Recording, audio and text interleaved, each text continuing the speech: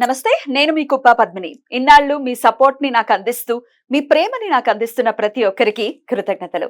ఇప్పుడు చూడబోతున్న ఈ వీడియో కూడా ఖచ్చితంగా మీకు ఉపయోగపడుతుంది. లైక్, షేర్ అండ్ సబ్స్క్రైబ్ చేసి మీ ఇష్టాన్ని అలాగే మీ సపోర్ట్ ని నాకు అందించండి. అలాగే ఈ వీడియో పట్ల మీ అభిప్రాయాన్ని కమెంట్ సెక్షన్ లో కమెంట్ చేసి నాకు తెలియజేయండి. నమస్తే, వెల్కమ్ టు అవర్ ఛానల్. నేను పద్మిని. ప్రస్తుతంతో పాటు ప్రముఖ ఆధ్యాత్మికవేత్త, వాస్తు జ్యోతిష పండితులు కేఎస్ఆర్ గారు మనతో పాటు ఉన్నారు. మాట్లాడదాం. సార్ నమస్తే. సార్ కొన్ని వేల జాతకాలు చూసినటువంటి అనుభవం రీత్యా చెప్పండి. రకరకాల గ్రహస్థితులు ఉంటాయి, రకరకాల ఇప్పుడు ఒకే సమయానికి పుట్టిన ట్విన్స్ కైనా కూడా ఒక్క నిమిషం గ్యాప్ తో పుట్టినా కూడా జీవితాలు వేరే వేరేగా ఉంటాయి. ఆశ్చర్యం అనిపిస్తుంది. లగ్నంలో తేడా ఉండదు, ఏమీ ఉండదు, ఒకే దగ్గర పుట్టారు, ఒకే తల్లికి పుట్టారు. ఎందుకని డిఫరెన్సెస్ ఉన్నాయి జీవితంలో అంటే భగవత్ సంకల్పం అలా ఉంటుంది అని అనుకోవచ్చు. మరి నీచాది నీచంగా ఉందండి మా జాతకము. కొన్నేళ్ల మట్టి చూస్తే ఒక్కొక్కసారి పెద్ద పెద్ద దశలు వచ్చినప్పుడు ఇంకా దశ మనల్ని ఇబ్బంది పెట్టే పరిస్థితి ఉంటుంది కొంతమంది. మరి అలా అనుకుని ఒక 18 ఏళ్ళు రాహుదశ 18 ఏళ్ళు ఇబ్బంది పడ్డారంటే ఇంచుమించు జీవితం అంతా ఇంతేనండి అనే కన్సిడరేషన్ లోకి వచ్చేస్తారు ఇంచుమించు కదండి. ఆ తర్వాత ఒకవేళ గురువు కూడా ఇబ్బంది పెట్టాడంటే అయిపోయింది, ఇంకా అయిపోయింది జీవితం. సో మరి ఇట్లా ఇంత చాలా నీచంగా ఉంది మా జాతకం. మేము బయట పడాలి దీని నుంచి, భగవంతుడి అనుగ్రహం మాకు కావాలి ఎటువంటి పరిస్థితుల్లో అనుకుంటే ఏమైనా ప్రత్యామ్నాయాలు ఉన్నాయా? ఖచ్చితంగా మనం ఏమంటాం, జ్యోతిష్యం అంటేనే వెలుగు చూపేది. సో కనుక ఖచ్చితంగా మన దగ్గరికి వచ్చిన వాళ్ళంటే పరిపూర్ణంగా మనం మార్చడం అవ్వచ్చు అవ్వకపోవచ్చు, పర్వాలేదు, నాకు ఈ మాత్రం ఉపశమనం లభించింది, నాకు అంతే ఆనందం అని భావించే కదా, అలా అనుకునే వాళ్ళు కూడా చాలా మందే ఉంటారు. సో కానీ మనం ఏమంటామంటే ఇన్ని బాధలు ఇన్ని ఇబ్బందులు పడుతున్నారు అంటే గనక మనం వేదాంత పరంగా వెళ్తే దాన్ని కర్మ అంటున్నాం. ఆబ్వియస్ గా ఇప్పుడు అది చెప్పి మళ్ళీ బాధ పెట్టడం కర్మరా బాబు నీ కర్మ. సో ఏమన్నా దానికైతే మామూలుగా, దీనికైతే రెండో అంతే తేడా. సో అది సో కర్మే. సో దాన్ని మనం మార్చడం అంటేనే జ్యోతిష్యం. లేదు ఒకవేళ మార్చడానికి వీలు లేదు అంటే, ఇప్పుడు యాక్చువల్గా నేను ఏదైతే అభ్యసించానో కృష్ణమూర్తి పద్ధతి అనేది ఏదైతే ఉందో ఆయనైతే లేదన్నాడు, రెమెడీ లేదన్నాడు. ఆయన అదొక్క దాంట్లోనే మనకి కొద్దిగా డిఫరెంట్ ఉంటాడు. రెమెడీ లేకపోతే ఇది జరగాలి అంటే అది జరిగే తీరుతుంది అన్నాడు ఆయన. సో మీకు ఈ సబ్లాట్ ఇలా ఉన్నాడు అంటే అది అలాగే జరుగుతుంది అని అన్నాడు ఆయన. కానీ మనం ఏంటంటే ఇక్కడ ఏదైతే ఇవాళ ఇది ఉందో, ఈ జ్యోతిష్యం మన దగ్గరికి ఎందుకు వస్తారు? ఇప్పుడు ఇవేం లేదు అంటే కనుక ఎవరు వచ్చే అవకాశం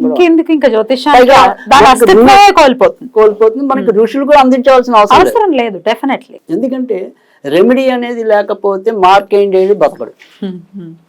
సో ఆ రోజు మరి మార్కండేయుడు అంతలా శివుడిని పట్టుకున్నాడు కాబట్టి కదా యముణ్ణి కాలితో తన్నగలిగాడు శివుడు. ఎవరైనా నా భక్తుల జోలికి వస్తాడా? సో అలాంటి ఒక పరిక్రమ ఏదైనా సరే అనేది కంపల్సరీ ఉంటేనే అది శాస్త్రం అవుతుంది. ఉపయోగం లేనిది ఎప్పుడైనా సరే అది కాలాంతరంలో కలిసిపోతుంది, అంతే కాలగర్భంలో. సో అందుకని ఖచ్చితంగా ఉపయోగం ఉండాలి. నేను ఇది ఒక కప్పు కనపడ్డాను, ఆ కప్పు కనపడడానికి ఉపయోగం లేకపోతే నాకు ఉపయోగం ఉంది, అది కాఫీ తాగడానికి దేనికో ఉపయోగపడాలి. అలాంటప్పుడు నేను దీని మీద ఆవిష్కరించాల్సిన అవసరం లేదు.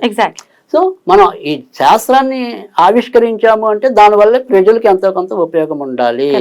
ఆ రకమైన సద్భావనతోనే మన ఋషులందరూ మనకి రచించి ఇచ్చారే తప్ప ఇది ఇలాగే జరుగుతుంది అనుకుంటే కొంతవరకు ఇబ్బందే. అంటే ఎంతవరకు జరుగుతుంది అంటే ఆ జరిగే దాని యొక్క తీక్షణ కనీసం తగ్గించగలుగుతాం. సో నాకు రక్తం కళ్ళ చూడటం అనేది నా జాతకంలో రాసి ఉంది అనుకోండి, ఆ పీరియడ్ వచ్చినప్పుడు నేను పిన్నీసి గుచ్చుకుని రక్తం కాచుకుంటే వేరే విషయం. యాక్సిడెంట్ అయ్యి రక్తం వచ్చేది వేరు. ఎగ్జాక్ట్లీ. సో ఇక్కడ మన జ్యోతిష్ శాస్త్రం రచించిన వాళ్ళు ఎవరైతే వరామీరుడు అవ్వచ్చు, జైమిని అవ్వచ్చు, ఎవరైనా కానీ ఓకే ఫలితం ఓకే మీరు ఒప్పుకుంటాం. ఆ ఫలితం తీక్షణలో మాకు ఈ రకంగా దేవుడు సాయం చేస్తాడు. అదే అటు వాళ్ళది వట్టిపోకూడదు మాట అన్నది. ఎందుకంటే అప్పుడు జ్యోతిషాన్ని నమ్మరుగా. కరెక్ట్. చూసారా? అందుకని రెండింటికి కూడా సమన్వయం చేయటమే ఒక జ్యోతిష్కుడు అంటే నేను ఒక మంచి జ్యోతిష్కుడు యొక్క విధానం. ప్రతిభ అప్పుడే బయటపడుతుంది. అయితే మీరు ఇన్ని జాతకాలు చూసినప్పుడు అనిపించింది ఎప్పుడైనా భయపడ్డారా? ఈ బాబు ఇదేం జాతకం? భయపడటం అనేది ఎప్పుడు బాధపడటం ఉంటుంది. అదే బాధైనా భయమైనా అవుట్ ఆఫ్ కన్సర్న్, అరే ఎలా రా బాబు వీడి జీవితం. అది కదా ఇప్పుడు ఒకసారి మనకి ఏమవుతుందంటే జ్యోతిష్యం అనేది నేను చాలా మందిని ఒప్పుకుంటా, అంటే బాగా చెప్పేవాళ్ళని పలానా ఆయన అయితే బాగా చెప్తాడు, కానీ పలానా ఆయన మంచి రెమెడీ ఇస్తాడన్నది ఉన్నప్పుడే దాని యొక్క సార్థకత అనేది. సో ఆ రెమెడీస్ లో దారి చూపించటం అనే దాని మీద మన విద్యుత్ ఆధారపడి. సో జ్యోతిష్యం చెప్పడం అనేది ఏముంది, కొద్దిగా సాధన చేస్తే ప్రతి ఒక్కరు చెప్పగలరు. అయితే ఇది ఎవరి ఎట్లాంటి జాతకం చూసినప్పుడు మీకు బాధ అనిపించింది? ఇక్కడ ఉన్నాయా?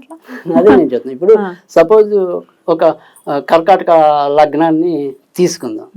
ఈ కర్కాటక లగ్నానికి బాగా ఏదైనా సరే లాభాధిపతి అనేవాడు శుక్రుడు అనుకోండి. ఇంకా మిగతావన్నీ ఇప్పుడు సపోజ్ రవి వాళ్ళకి చెడు వలయం కాదు, కానీ అది చిన్న దశ వస్తుంది. చంద్రుడు ఉంటాడు కానీ అది చిన్న దశ ఉంటుంది. కుజుడు ఉంటాడు, అది చిన్న దశ ఉంటుంది.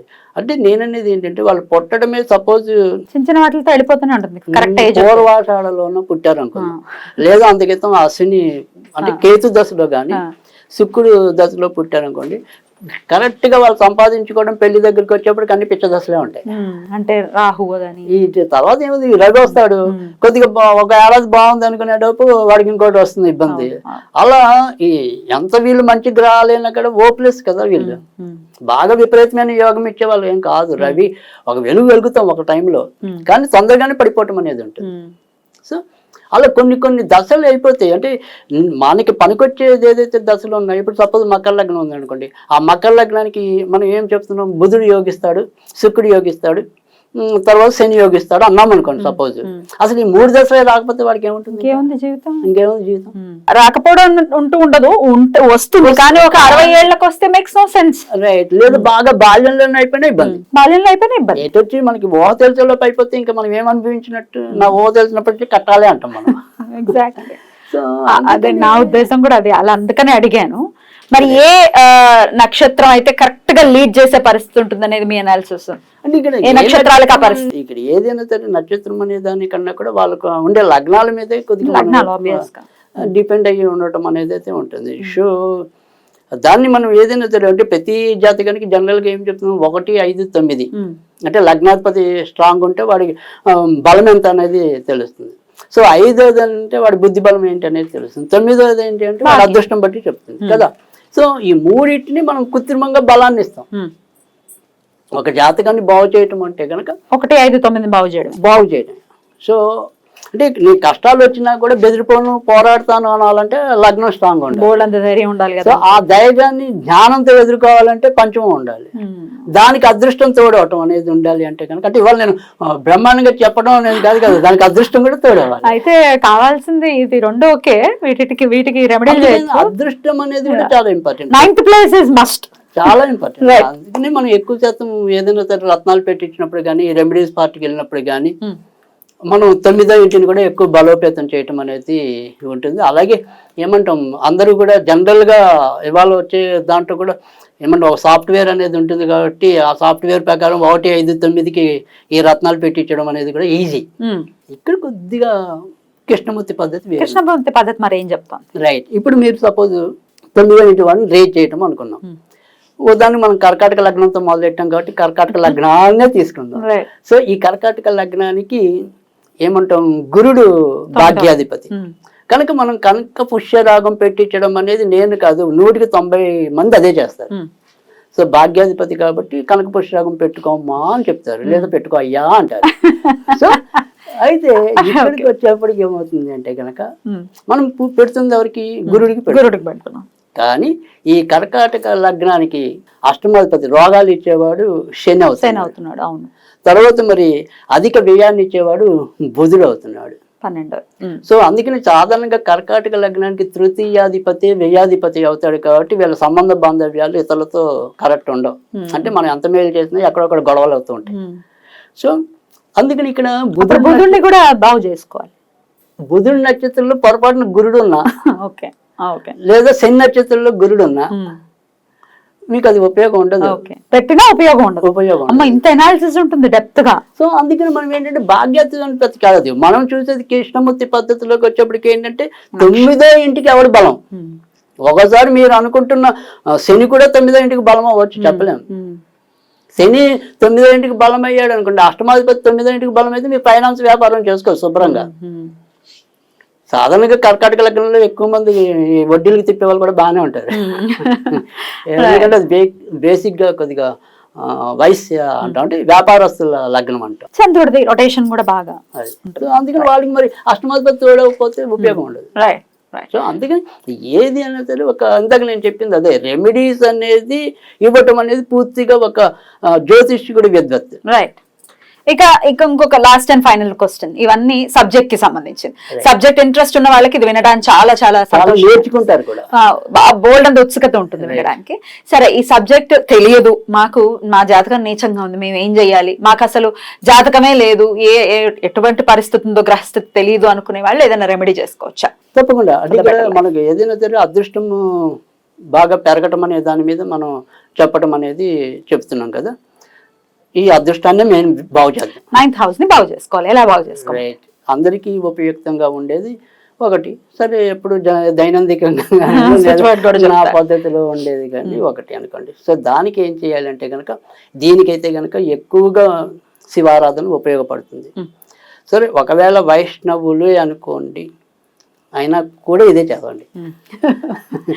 ఇవాళ రేపు ఉన్నారా భేదం చూసేవారంటే ఉన్నారు, అయినా కానీ ఇదే చదువు. ఎందుకంటే ఇక్కడ అలాగే మనము ఇప్పుడు నేను ఇచ్చే మంత్రంలో ఏమంటాము, ఒక విష్ణు పేరు ఎత్తను, ఒక శివుడి పేరు ఎత్తను. మామూలుగా అయితే శివుడిది. ఓకే. సో దీనికి ఏం చేయాలి అంటే కనుక, ఓం హ్రీం హ్రీం విశాలే విశాలే ద్రాం ద్రూం క్లీం ఏహి స్వాహ ఏహి స్వాహ. ఏ అంటే దానికి యాత్వం ఉంది. రైట్. మళ్ళీ ఇంకోసారి చెప్పండి. ఓం ఓం హ్రీం హ్రీం విశాలే విశాలే ద్రాం ద్రాం ద్రూం ద్రూం క్లీం క్లీం ఏహి స్వాహ స్వాహ. ఇది కొద్దిగా కష్టమైనా కానీ ఇది రోజు 21 సార్లు పఠించండి. అక్కడ ద్రాం ద్రూం అనే బీజాక్షరాలే లక్ష్మీ స్వరూపం. సో అందుకే మీరు ఏ శివుడు అని నేను అన్నా కానీ, బట్ అవి లక్ష్మీ పదాలు. అవి ఇక్కడ జాతకంలోకి వచ్చేప్పుడు శుక్రుడు పదాలు. ఇవి కనుక చేసుకుంటే ఖచ్చితంగా ఆర్థిక మార్పు తెస్తుంది. రైట్. అద్భుతం సార్, చాలా బ్యూటిఫుల్ గా ఎక్స్ప్లెయిన్ చేశారు. సబ్జెక్ట్ కృష్ణమూర్తి పద్ధతి ఇంకా అక్యురేట్ గా ఉంటుందని చాలా బల్లగుద్ది మరీ చెప్తూ ఉంటారు మీరు. ఇంకా రాను ఎపిసోడ్స్ లో ఇంకొంచెం సబ్జెక్ట్ ని చెప్పేటటువంటి ప్రయత్నం కూడా చేస్తే బాగుంటుంది sir. Right sir, thank you sir, నమస్తే.